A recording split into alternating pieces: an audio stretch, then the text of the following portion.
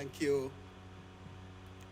Your Excellency, Dr. Abiy Ahmed, Prime Minister of the Federal Democratic Republic of Ethiopia, Your Excellency Mahmoud Ali Yusuf, Chairperson of the African Union Commission, Excellencies, Heads of State and Government, distinguished guests, ladies and gentlemen, all protocols observed.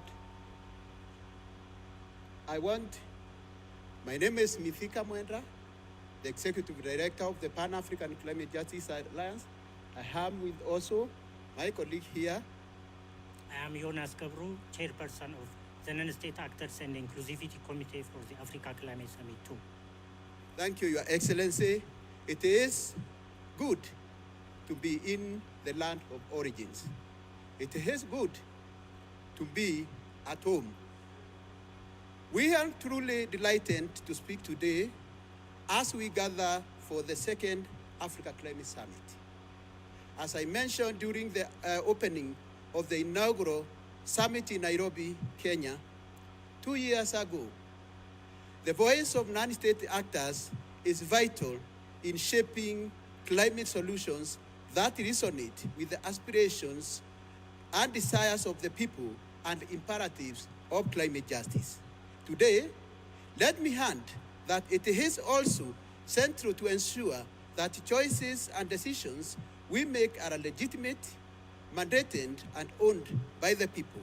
Allow me, therefore, to begin by acknowledging the leadership of the Ethiopian government and African Union Commission, the co-conveners of this summit. They have ensured that non-state actors are not only consulted, but incorporated into the governance of the summit and strengthened to shape the agenda for discussions and the summit's outcomes. The second Africa Climate Summit has already succeeded in that regard. Our presence here today is evidence of our leadership and our leaders' commitment in advancing Africa-led, people-driven climate solutions. For decades, the continent has been framed as a victim and a charity dependent that cannot help itself. But the story is changing. Africa is not waiting to be saved. Africa is leading the global effort to address climate crisis. 2 years ago in Nairobi, we made history. The inaugural Africa Climate Summit declared Africa's ambition and agency to the world. The Nairobi Declaration was bold in many ways. It set a new tone for our engagement with the global climate processes, Your Excellencies. But, Excellencies, let me be very honest.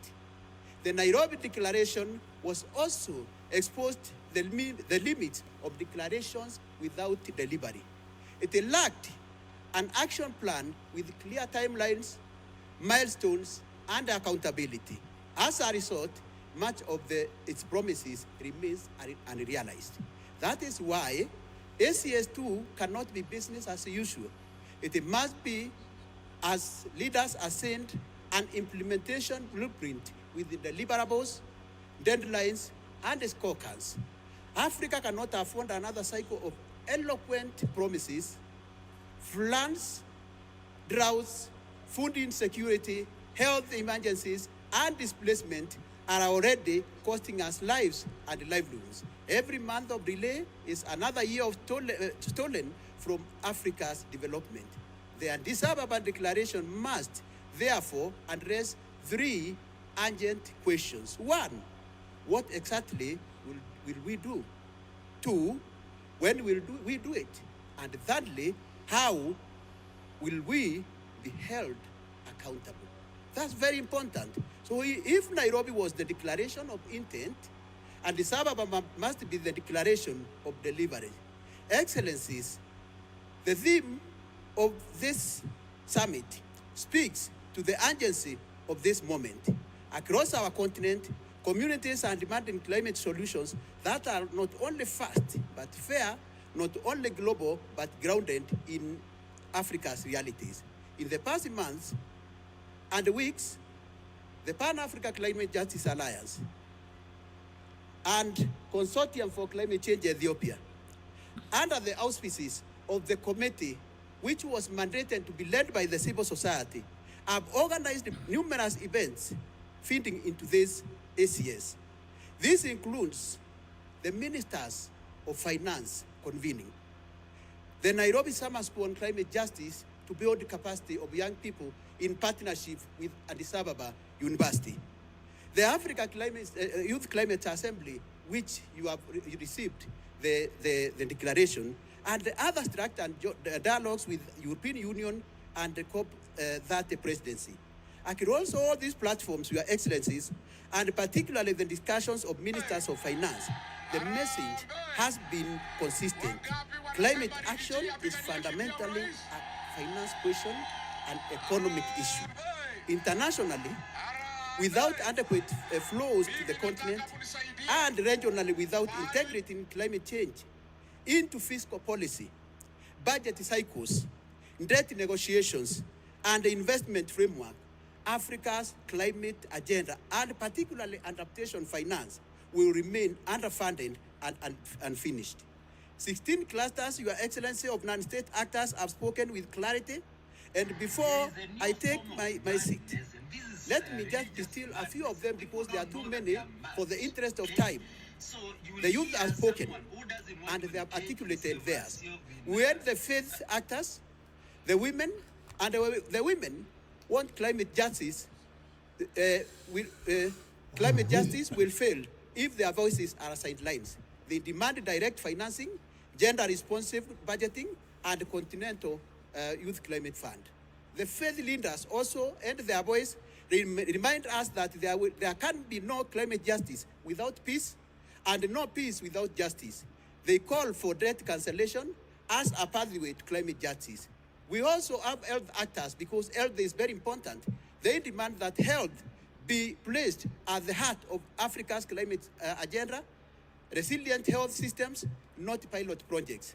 The indigenous people of Africa and the biodiversity advocates insist on securing land and resources, financing local land solutions, and protecting ecosystems as Africa's green lifeline. We also end the labor movement, which calls for just transition plans that protects workers, create decent jobs, and embed social protection in aid. And also the private sector and financial institutions seek predictable regulations, incentives for green industries, and investment that create jobs and value chains at home. And also the civil society in their form. They want to demand climate finance, operationalization of loss and damage fund, and recognition of Africa's special needs in global climate policy. And also there were children, peace and security advocates urging protection for the most vulnerable, integration of climate into peace building, and the recognition of climate displaced populations. Excellencies, I'm now sitting down. The credibility of ACS will be judged by the eloquence, will not be judged by eloquence of our ones, but by whether we live Addis Ababa with three things, and I want to state them. An action plan with timelines and milestones that can be tracked and measured. 2, a financing strategy that mobilizes domestic resources, secures grants and not loans, balances adaptation and mitigation, and reduces the burden of debt. Number 3, an inclusive governance framework where non-state actors are not mere participants, but co-owners of Africa's destiny. As we open this second climate summit, let us ask ourselves, what will Addis Ababa deliver? And if we succeed, Addis Ababa will be remembered as the moment Africa shifted from vision to delivery, from rhetoric to results. But if we fail, we will prove the skeptics right that our summits inspire speeches but not solutions. Thank you, Your Excellencies. And as per our tradition of this summit, as the youth have done, we want to hand over. This was just a snapshot. We want to hand over to His Excellency Ahmed Abiy and the Chair of African Union, But we are not going to call them here. We will just go where they are. Thank you very much. Thank you for your commitment and advocacy.